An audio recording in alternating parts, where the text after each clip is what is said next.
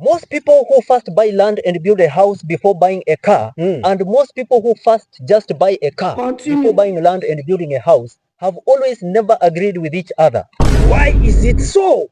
Most people who first buy land and build a house always claim that it is wise to first buy land and build a house before buying a car, because a car is a liability, not an asset. On the other hand, most people who first just buy a car before buying land and building a house always claim that it is important to first buy a car, because a car is an asset, not a liability. Do these people have anything in common? Yes, these people have something in common. Continue. Most people who buy land or house always behave as if they have achieved their very last dream in life. And also, those people who buy a car always behave as if they have reached their topmost desires in life. Do both these people flex their financial muscle? Yes, of course. To own land or a house is not a walk in the park, and it is not something easy. Continue. If you have a house or land, you command respect in the society, and you are regarded as a man in the community.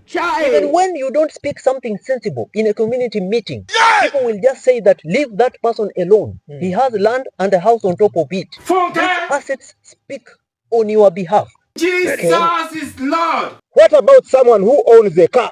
Also, to buy a car is not just like eating pancake on the table. It is not an easy ordeal. When you have a car, you earn respect in the society.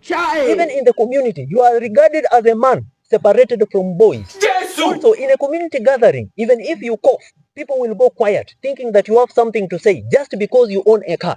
A car speaks more about you. Continue. But both these things can be a liability, because land and house can attract costs like housing and land tax, electricity and water bills, and also renovation bills.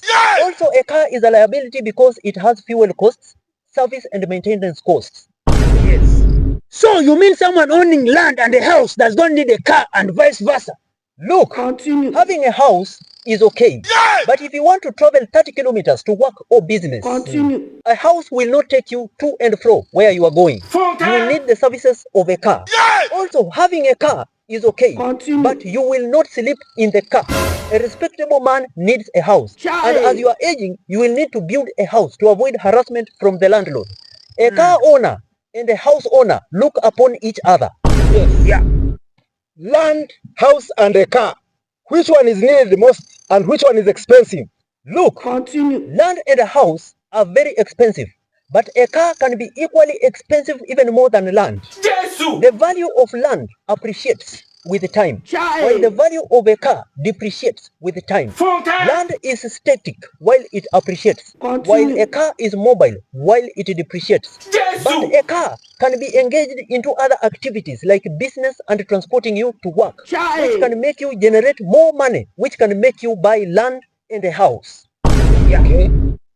Where does this leave someone who does not have a car, land, or a house? Continue. It does not necessarily mean that someone who has a house or land is organized. It does not also necessarily mean that someone who has a car is organized. This might be also the most troubled people in the society. It is only that they have just set their priorities in life. Yes. So, what do you mean? This is what I mean. Most people have not bought either land, a car, or a house, but they are very organized and they have good jobs, business, and other activities like agriculture. These are the right people to stand as a referee to judge on whether to first buy land and build a house or to buy a car. And this is what will make them judge on how to set up their priorities. So, what is your conclusion? This is my conclusion.